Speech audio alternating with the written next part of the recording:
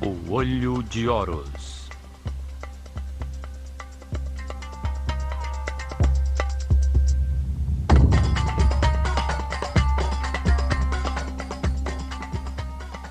Sétima parte. Dendera, o amanhecer da astronomia.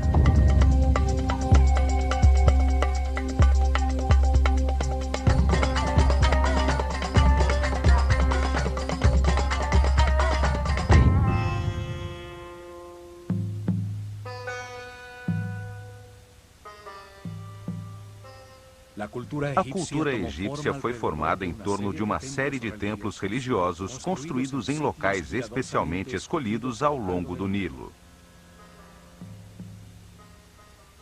Para os sacerdotes egípcios, qualquer forma no universo que cresça exteriormente necessita de um receptor que permita seu desenvolvimento no tempo. Os templos foram os tais receptáculos que permitiram o desenvolvimento de sua civilização. Cada templo expressou uma tomada de consciência diferente sobre o universo. Seu objetivo era transmitir à sua sociedade os diversos princípios fundamentais, as verdades distintas. Isto permitiu que cada templo atuasse como um órgão distinto no país, com funções diversificadas, dedicado a ensinar e explorar um tema religioso diferente. Assim eram vistas as casas de Deus. Durante milhares de anos, as fronteiras do reino dos faraós no Egito, discípulos da sabedoria dos sacerdotes do Olho de Horus, foram respeitadas por todos os impérios asiáticos. Nunca quiseram ampliá-las e em seu interior existia um lugar de paz se comparado à anarquia universal. O declínio começou com o desaparecimento de seus mais altos sacerdotes, após Moisés, o último de seus grandes iniciados, ter atravessado o Mar Vermelho, e terminou com o caos, a destruição de seus templos e o extermínio realizado pelo persa Cambyses II.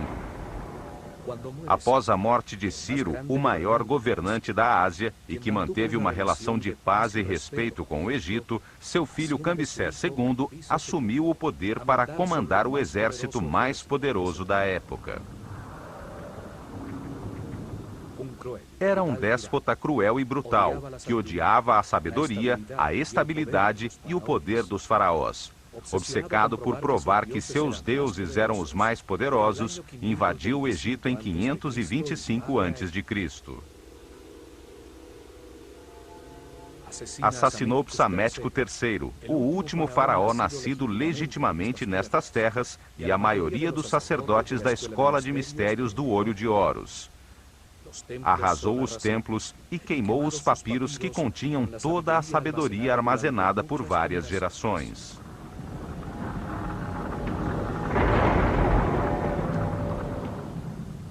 O conhecimento se converteu em escuridão, e a antiga sabedoria egípcia desapareceu junto com seus altos sacerdotes. Cambyses II estabeleceu uma cruel servidão que duraria 200 anos, até a chegada de Alexandre o Grande em 322 a.C., recebido como salvador pelos egípcios. Alexandre ordenou a reconstrução de seus templos e, após sua morte, Ptolomeu I, um de seus generais, deu início às dinastias ptolemaicas que viriam reinar por quase 300 anos. O templo dedicado a Hathor, que já existia em Dendera desde 5400 a.C., foi reconstruído pelos reis macedônios como um método piedoso para legitimar o seu poder.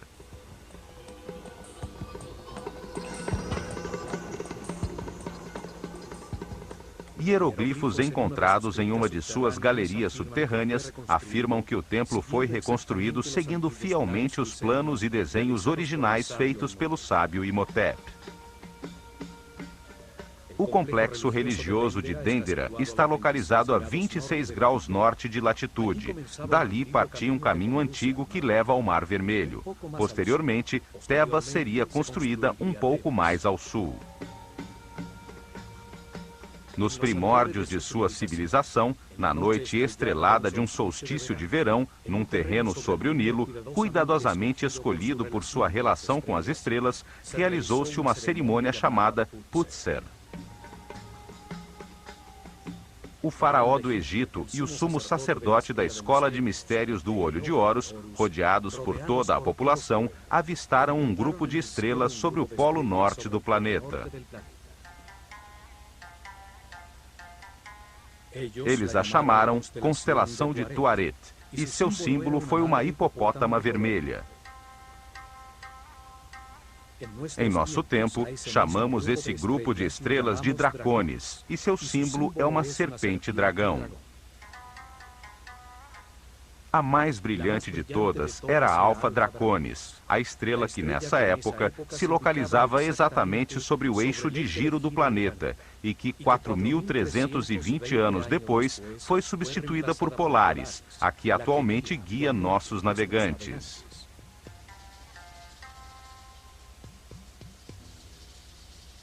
O avanço do sistema solar em seu giro ao redor do centro da galáxia determina que durante esse ciclo de 25.920 anos, 6 estrelas diferentes brilhem sobre o polo.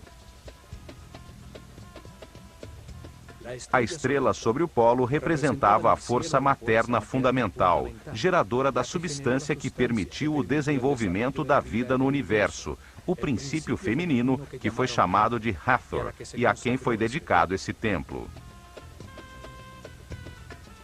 O faraó e o sumo sacerdote estenderam uma corda entre 2 estacas, orientando-a exatamente para Alfa Draconis. A sacerdotisa do templo pregou as estacas com um martelo de ouro, definindo assim o eixo do templo, a coluna vertebral que daria organização a seus santuários.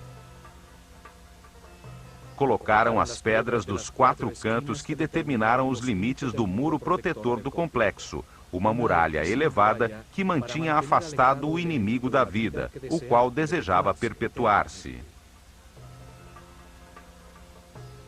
Colocaram sua porta principal voltada para o norte, a última de uma série de pórticos que vinham do Sancta Sanctorum do templo de Hathor e demarcavam o segmento do céu por onde Alfa Draconis aparecia, facilitando a sua localização à noite para registrar sistematicamente seus movimentos. Nessa mesma noite, olhando na direção leste, encontraram também outra estrela a 90 graus da anterior, a que chamaram de Sírio, e que era o símbolo de Ísis no céu. Assim, localizaram o eixo de um segundo templo que determinou a segunda porta do complexo. A porta do templo de Ísis demarcava o setor do céu por onde ascendia a estrela Sírio e onde aparecia o sol em 21 de junho, dia do solstício de verão. O templo cresceu em seu interior, enquanto os sacerdotes registravam os movimentos das estrelas e estudavam os processos impulsionados pela sua energia, inscrevendo em seus muros as conclusões a que chegaram sobre esse tema sagrado. Sírio, o símbolo de Ísis, era chamada de estrela-cachorro, pois seguia a constelação de Órion, personificação de Osíris no céu. Após estar escondida no horizonte por 120 dias, marcava com sua aparição o momento das cheias do Nilo.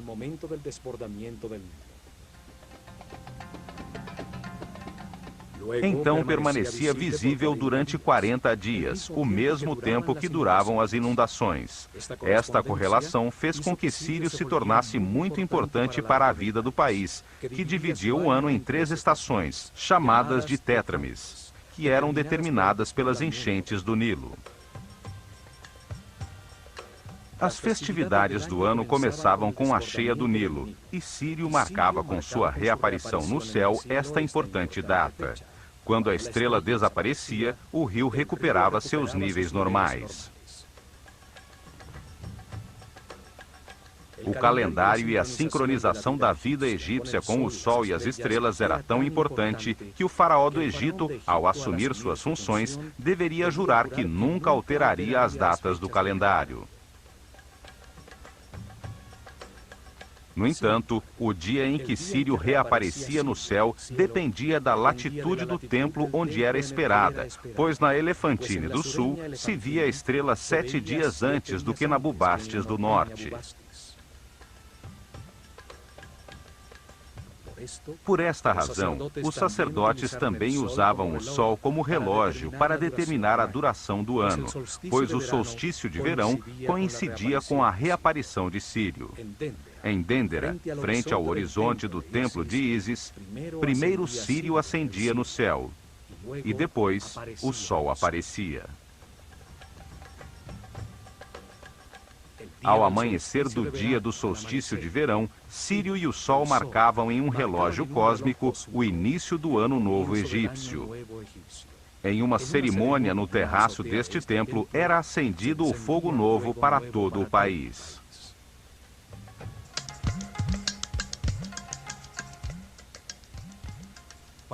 Para entrar em Dendera, é necessário atravessar uma série de construções erguidas pelos romanos durante os reinados dos imperadores Trajano e Domiciano. Uma série de quiosques de cada lado demarcam o pórtico norte, embutido nos muros que protegiam o lugar.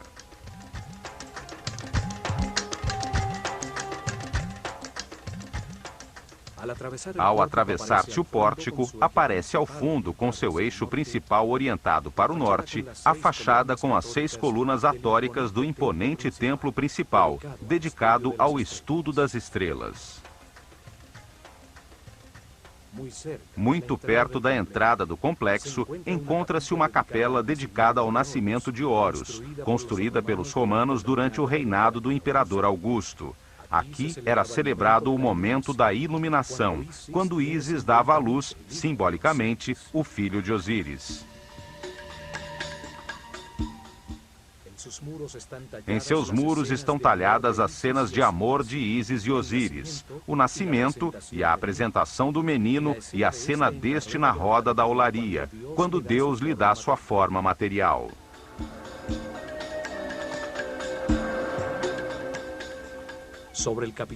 Sobre o capitel de suas colunas está representado o deus Bes, protetor das grávidas e que favorece ao nascimento das crianças.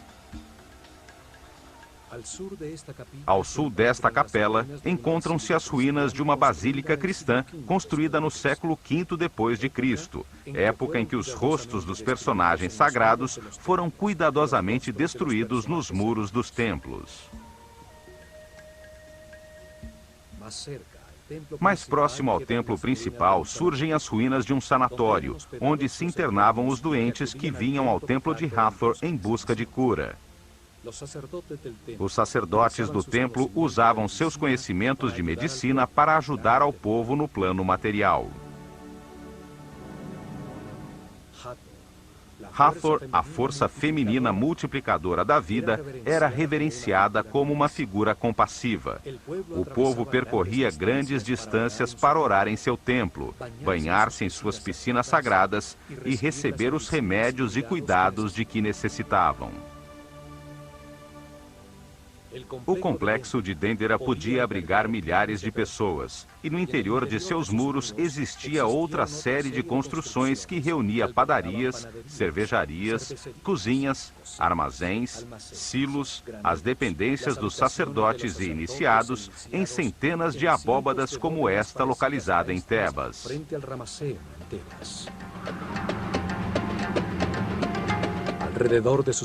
Ao redor de seus muros externos, o povo construiu suas casas. Daí surgiu um polo de desenvolvimento sob o cuidado dos guardiães do conhecimento, os sacerdotes do olho de Horus.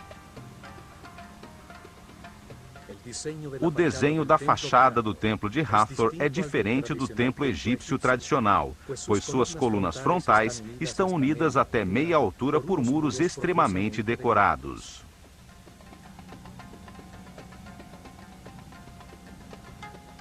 Seu acesso se faz através das 18 colunas do Salão da Vida, que sustentam um elevadíssimo céu raso, totalmente talhado com informações sobre os astros e seus movimentos, sendo a abóbada deste céu sustentada simbolicamente pelas colunas de Hathor.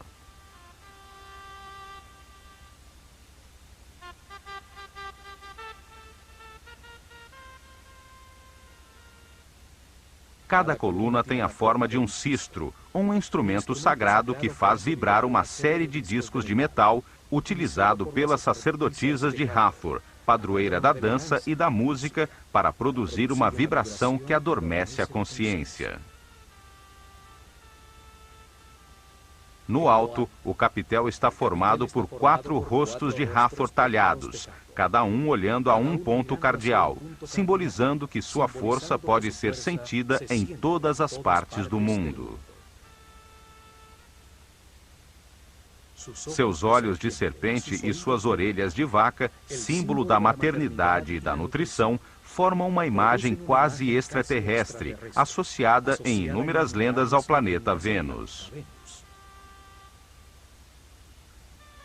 O templo foi encontrado em excelente estado pelas tropas de Napoleão, por ter ficado sepultado sob a areia por milhares de anos. Converteu-se em refúgio para as tribos nômades que, com suas fogueiras, defumaram as cores do belo céu raso. No céu raso deste grande salão, os últimos sacerdotes de Dendera talharam as tábuas astronômicas que ainda conservavam, produzidas por várias gerações de sacerdotes, de forma a impedir que este conhecimento desaparecesse para sempre.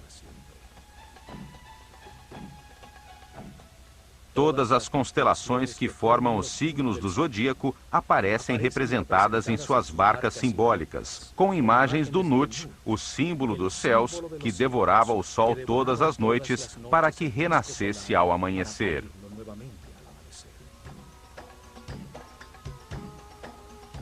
Os sacerdotes decidiram transcrever nos muros destes templos alguns papiros importantes, como os registros astronômicos que foram salvos da destruição de Cambyses, com o intuito de preservá-los para as gerações futuras.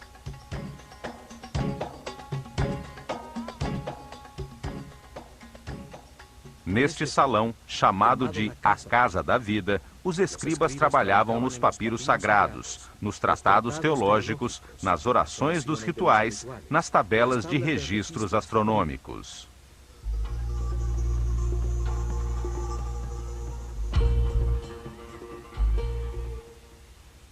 A arte, a teologia, a magia, a astronomia e a medicina foram ensinadas aos discípulos da Escola de Mistérios neste grande salão. Aqui foi registrada a mudança regular e sistemática das constelações circumpolares para acompanhar a precessão dos equinócios. Atravessando o altíssimo salão, chega-se ao Salão das Aparições, uma câmara mais baixa sustentada por 6 colunas, de onde surgia da penumbra de seu santuário a brilhante estátua dourada da deusa Hathor, ao sair para cerimônias religiosas e procissões. Na sua parte superior, encontram-se as capelas dedicadas a Osíris, o símbolo do processo de aperfeiçoamento vivido por todo ser humano através da reencarnação, para transmutar em muitas vidas sua animalidade original e se converter em um super-homem.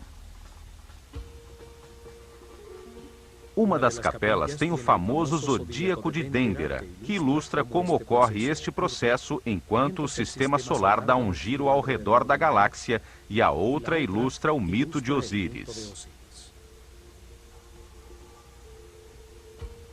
Em torno deste salão se encontram os 6 salões dos rituais diários. O primeiro guardava os objetos dedicados ao culto.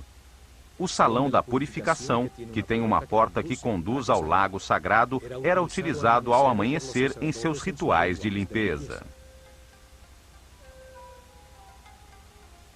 Os templos tinham um lago sagrado, escavado até chegar-se ao nível do lençol de água da região, forrado de pedra e com uma série de escadas que permitiam aos sacerdotes entrar na água para purificar-se antes do início de seu serviço no templo.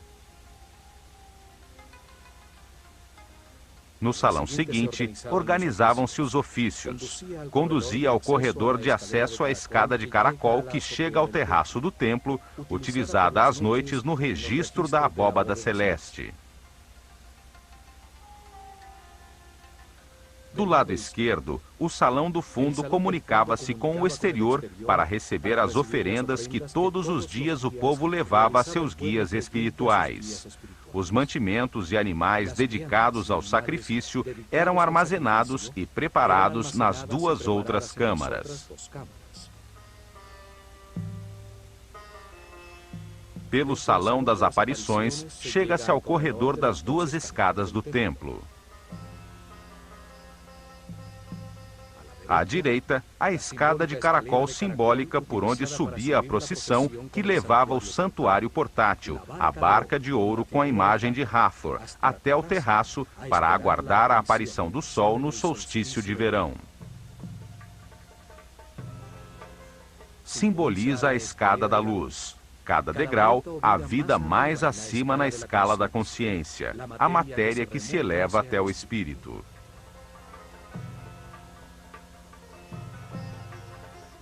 E à esquerda tem-se acesso a uma longa escada reta por onde descia a procissão trazendo o fogo novo.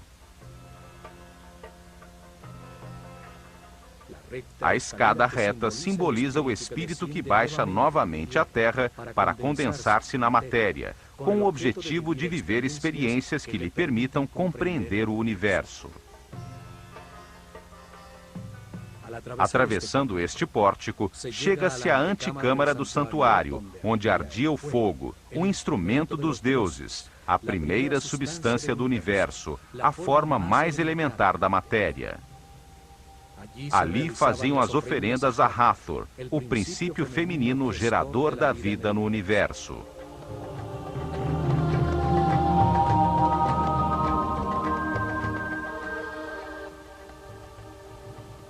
À esquerda deste salão estava a capela onde guardava-se a barca de ouro, o santuário portátil, símbolo do movimento físico do Sol.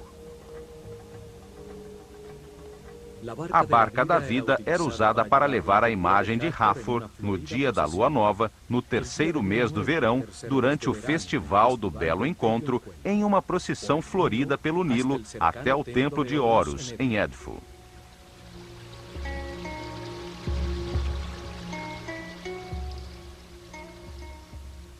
Um espaço aberto sem teto também se comunicava com a antecâmara do santuário. Frente a ele estava a chamada Capela Pura.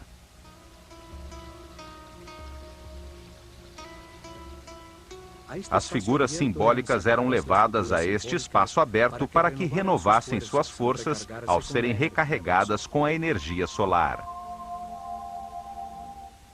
À medida que se adentra, o templo torna-se mais escuro, os tetos mais baixos e as portas mais estreitas.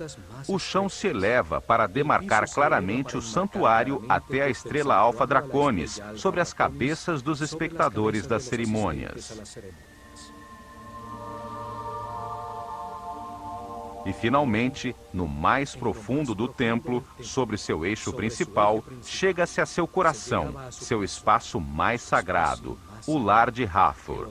Sua figura de ouro, a carne simbólica dos deuses, com seus olhos de pedras semi-preciosas, ficava encerrada em um pequeno tabernáculo.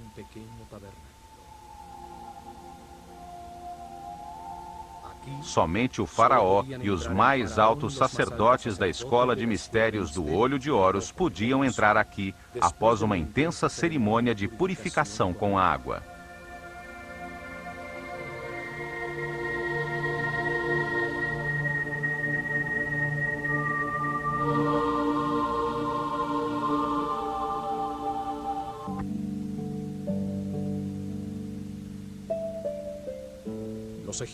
Os egípcios entenderam que, como todos os seres no universo, Deus tem uma parte masculina, emissora, da qual flui a informação, e uma parte feminina, que a recebe para gerar com a sua substância tudo o que é criado.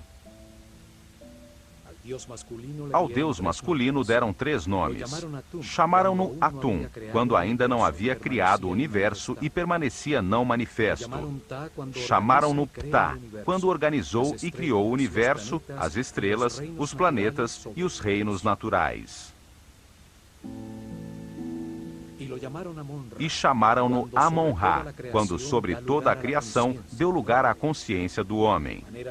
De forma similar, também deram 3 nomes à sua parte feminina.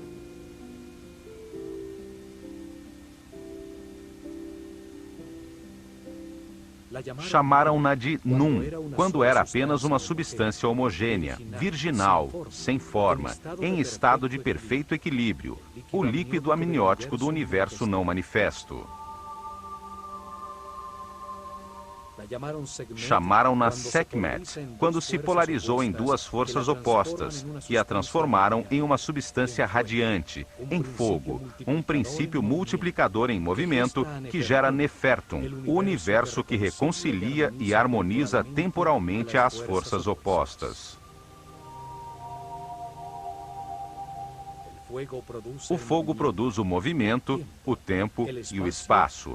Sua intensidade que coagula produz os estados sucessivos da matéria, o ar, a água, a terra e, por último, a força da vida, representada por Hathor, a substância que gera e multiplica as consciências que experimentam o espaço-tempo. E a chamaram de Mut, quando gerou as 4 forças que impulsionam a consciência evolutiva do homem. As 4 forças são Osíris, Ísis, Set e Neptis. Entendendo Hathor desta forma, ela é a barca da vida, a barca da luz, representa o amor, a grande matriz das consciências do universo, a barca do norte, que contém o princípio de toda a natureza. Aqui em seu tabernáculo, Hathor, a força da vida, recebia as preces dos que queriam prolongá-la ou curá-la.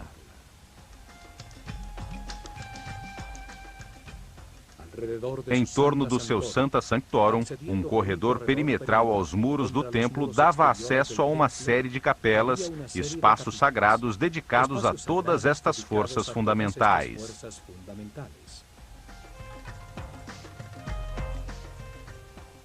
Estas capelas eram reconhecidas desde fora pelos desenhos talhados de seus símbolos sagrados no muro exterior do templo e permitiam que o povo que não podia entrar, pois só tinham acesso os sacerdotes e os iniciados, orasse e pedisse ajuda às forças fundamentais do universo. À direita da capela do ouvido de Hathor, 2 capelas que se comunicavam eram dedicadas à adoração do único Deus, o Criador da consciência do homem, o que está em todas as partes, Amon-Ra, com seus símbolos também talhados no muro externo. As 2 capelas da esquerda continham as imagens que simbolizavam as forças fundamentais do Baixo Egito, todas relacionadas com Hathor e seu instrumento musical, o sistro.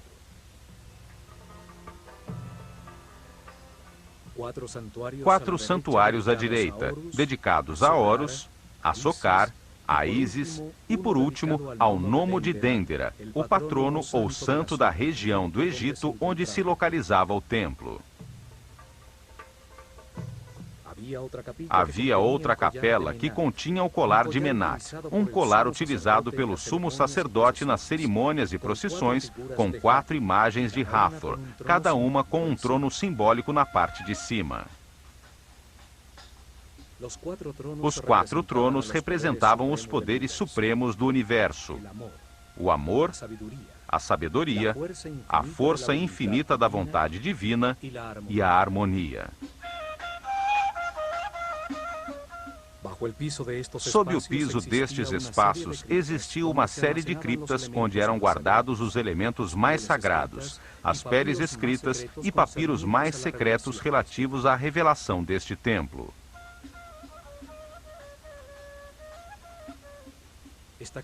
Estas criptas têm uns misteriosos baixos relevos de Horus que sustentam uma espécie de flor com uma serpente em seu interior.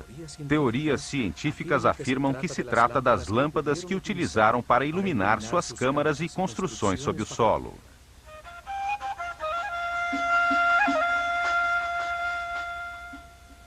Ao subir a escada reta, chega-se ao terraço, o espaço dedicado ao registro da abóbada celeste. No canto sudoeste do terraço, encontrava-se o quiosque onde os sacerdotes esperavam a aparição das estrelas e a saída do sol no ano novo, que acendia com seus raios o novo fogo.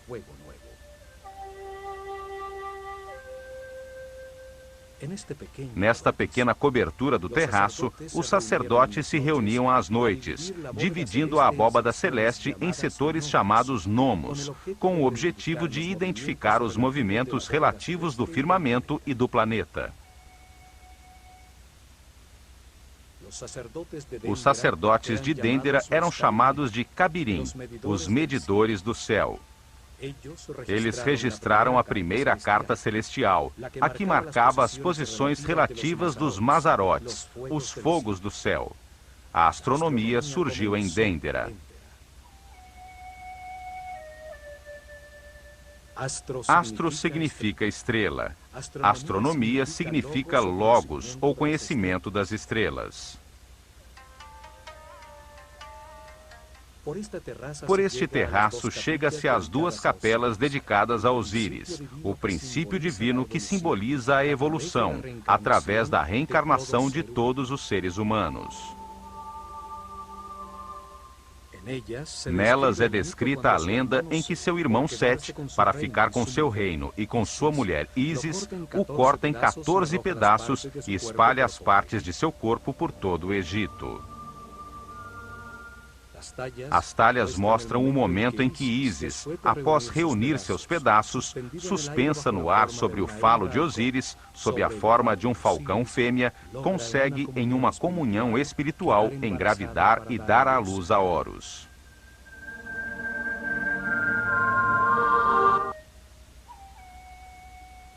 No teto da segunda capela encontra-se o chamado Zodíaco de Dendera, uma imensa lousa de pedra com uma talha da abóbada celeste em torno do Polo Norte, como era visto em 700 a.C., durante o solstício de verão à meia-noite.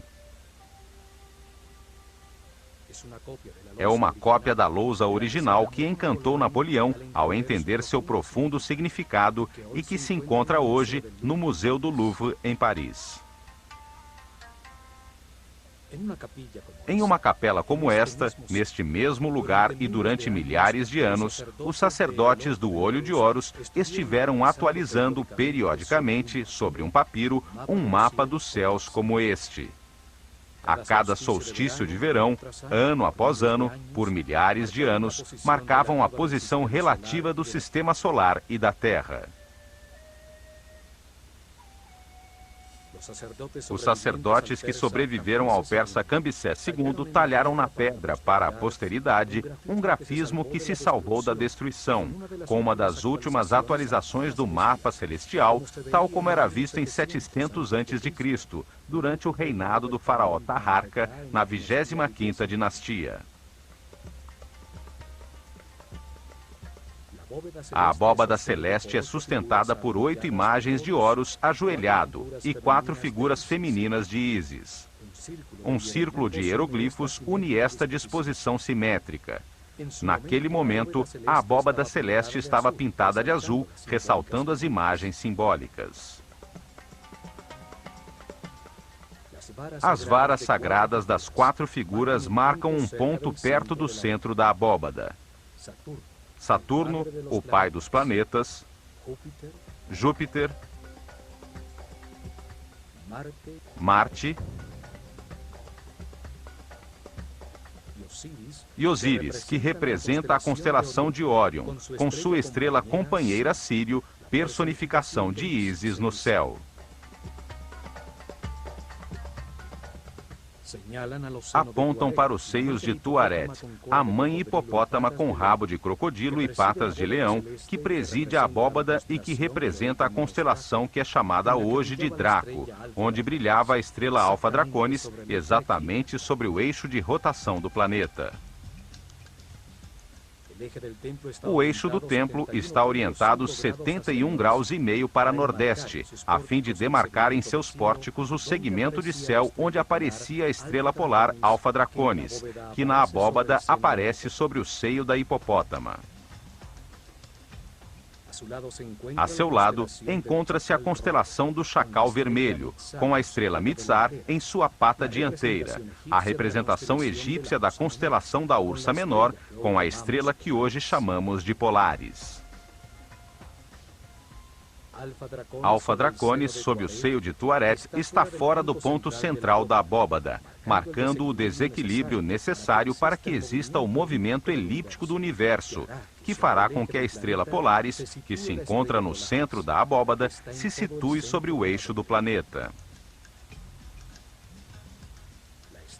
A estrela polar, ao redor da qual parece girar a abóbada celeste, era muito importante para os egípcios, pois representava a energia sobre o eixo de rotação do planeta, sobre sua coluna vertebral, que organiza os órgãos de todo ser vivo, desde um inseto a um homem ou um planeta.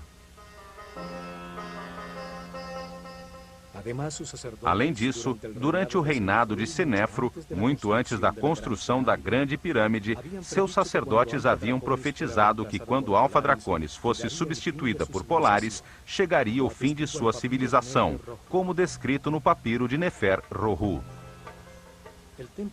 O templo de Hathor estava orientado para registrar as constelações situadas em volta do eixo de rotação da Terra, as 6 constelações circumpolares, cuja energia atinge o planeta há muito mais tempo e de forma mais direta que as constelações zodiacais.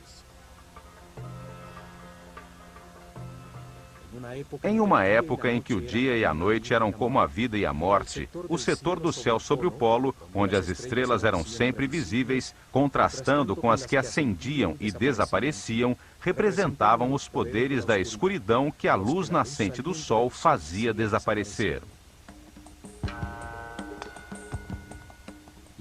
A escuridão inicial, a mãe escuridão, o espaço vazio, o caos, eram representados por esta hipopótama vermelha. Ao sair da água, os hipopótamos transpiram um líquido vermelho. A água do Nilo, ao transbordar e invadir a terra, tornava-se vermelha devido ao óxido de ferro. O vermelho simbolizava a fonte materna. A seu lado se veem também as outras constelações circumpolares, como a constelação da Pata, com sua estrela Mesquet, hoje denominada constelação de Cefeus, com sua estrela Alfir, e a constelação de Hércules. A partir da estrela sobre o polo, dividiram o céu à sua volta em 12 setores principais, com 30 graus cada um.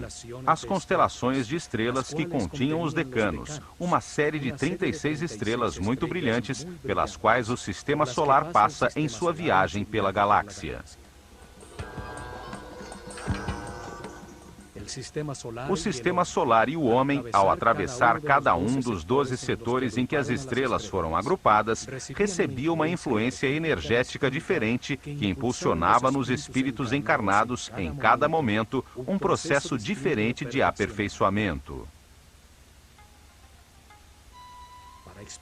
Para explicar que processo impulsionava cada grupo de estrelas, usaram animais, que representavam um nível evolutivo diferente da consciência em seu caminho de reencarnações para a aquisição de sabedoria pela experimentação em um universo de polaridades contrastantes, de luz e escuridão, o círculo de animais ou zodíaco.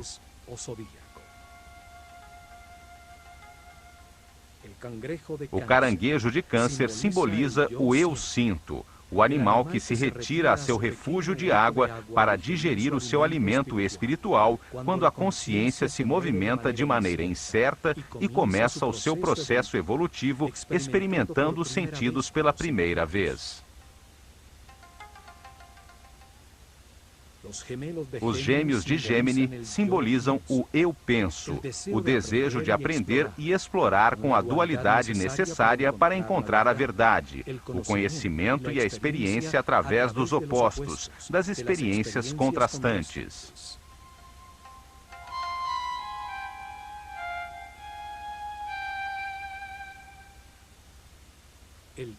O touro de Taurus desperta a maternidade das fêmeas, impulsiona os processos com o eu tenho, as posses materiais, a raiz que permite à terra receber o poder da vida para dar fruto, a fertilidade.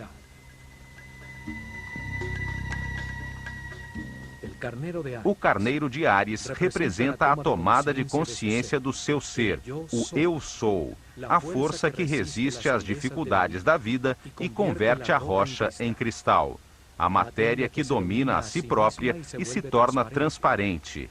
É o poder de procriação que põe a vida em movimento, a primavera. Os peixes de Pícis impulsionam os processos com o eu creio, com o sistema de crenças adquiridas. É quando se submerge na inconsciência para buscar a origem de suas palavras e ações. Em Aquário, a consciência irradia os conhecimentos verificados e adquiridos por Gêmini. Leva a água das altas frequências do livre espírito aos mundos mais remotos, simbolizando o eu sei. Capricórnio utiliza esses conhecimentos adquiridos, simbolizando o eu uso, para concentrar a matéria até tornar-se transparente. Na era de Sagitário, o eu vejo, a consciência evolutiva já é um ser que cresceu além de sua natureza animal, o centauro, com sua consciência dirigida ao divino. É o poder espiritual do pensamento, a sabedoria da idade.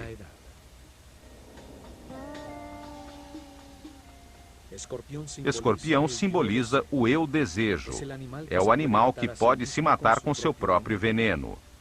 Uma era em que se vivem experiências para entender que o universo é perfeito e que se tem tudo o que é necessário para a felicidade. Não há que se desejar nada. A balança de Libra simboliza o eu equilíbrio. Aprende-se a ceder, a ser flexível ante todas as situações da vida para atingir a harmonia. Todas as experiências são medidas. Conserva-se apenas o que for valioso. Virgem simboliza o eu analiso. É quando se colhe a safra, a maternidade do universo e se vivem processos para aprender a não reagir, a pensar antes de falar. E por fim, Leão, o símbolo do eu posso, o rei dos animais, o grande pai do zodíaco, a força do fogo que verificou todas as verdades, experimentando na própria carne os resultados de suas decisões, em milhões de situações ao longo de muitas reencarnações. Neste ponto, o homem deixa de identificar-se com seus instintos animais, sua consciência deixa de ser um estábulo onde vivem suas paixões descontroladas. Abandona o círculo dos animais. Leão se projeta sobre Câncer, a porta para a escala seguinte do universo, onde, como guia dos processos de outras consciências, serão experimentadas situações de mais responsabilidade, para seguir seu caminho do aperfeiçoamento de volta a Deus. O processo evolutivo está completo quando, ao longo de muitas reencarnações, as 12 energias fundamentais são recebidas e os diferentes processos que elas geram são experimentados.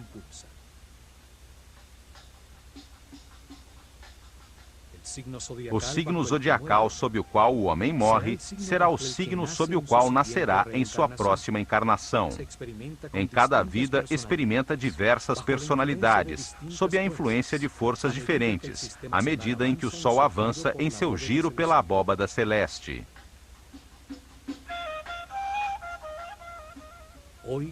Hoje conhecemos este giro como precessão dos equinócios, mas não entendemos seu profundo significado em nosso próprio processo evolutivo. Para o Ocidente, não existe aperfeiçoamento espiritual como um processo de muitas reencarnações. Este mapa celestial comprova os conhecimentos astronômicos e filosóficos dos sacerdotes da Escola do Olho de Horus, que entenderam a vida no universo como um processo desenhado por Deus para converter um animal ignorante em um super-homem sábio. Subindo por uma escada com degraus semi-suspensos contra um muro talhado com hieroglifos, chega-se ao terraço superior do templo. Ali ainda se conservam as fendas que sustentavam os instrumentos usados pelos sacerdotes para registrar, de forma adequada, os movimentos dos astros. O templo de Hathor registrava os movimentos das estrelas polares. Ali era acompanhada a troca de Alfa Draconis, que no ano 4320 a.C. brilhava sobre o Polo Norte, por Polaris, estrela que hoje orienta nossos navegantes. Neste terraço, em muitos solstícios de verão, eram realizadas cerimônias para acolher o Ano Novo Egípcio, quando a barca de Hathor, o princípio multiplicador das consciências que vêm experimentar o espaço-tempo, subia ao terraço. Ali, os primeiros raios de sol anunciados por Sírio, ao reaparecer no horizonte, acendiam o fogo novo, a força que pôs o universo em movimento, gerando um lugar onde a consciência aprendeu o significado do amor, graças à existência do medo.